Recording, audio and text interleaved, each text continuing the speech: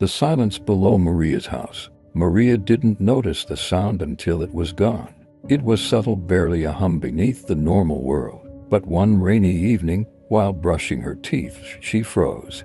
The electric buzz of life, fridges, pipes, wires, background static was gone.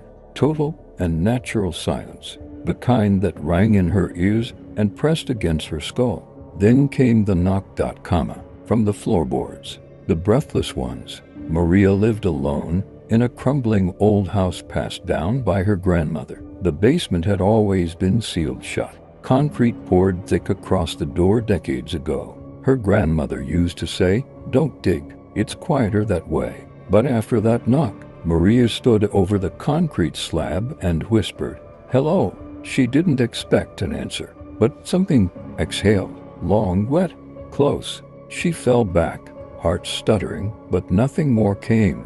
Not that night, but silence returned the next day, and it stayed, the static in her skin.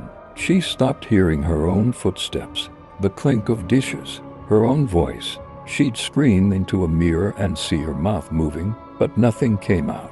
Neighbors knocked, said she was playing loud static at night, but Maria hadn't turned anything on. And each time they came by, they heard nothing inside. One left with bleeding ears. Another refused to talk about what he saw. The silence spread like mold. She finally digs. Maria snapped after her fingernails peeled off in the shower.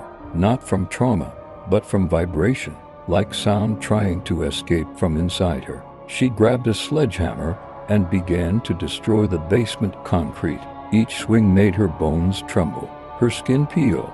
But she couldn't stop. Something below was drumming, something that hated the quiet. After hours of screaming into nothing and smashing through dust, she broke through. A hole, pitch black, no wind, no smell, no sound, until she leaned in and heard it, the chewing. Then laughter, wet and layered. Too many voices. A hand shot up, long, pale. Too many joints, and grabbed her face. But it didn't pull her down. It crawled inside her mouth. The final silence. No one saw Maria again. Not really. Sometimes people say they hear her walking on the ceiling of the house. Not upstairs, on the actual ceiling, like something upside down and twitching. Her jaw permanently unhinged. Sometimes the house moans or breathes. Sometimes people go in.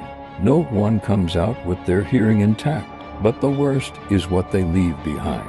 Every visitor is found days later, curled up miles away, bleeding from their ears, mouth sewn shut not with thread, but with fingers.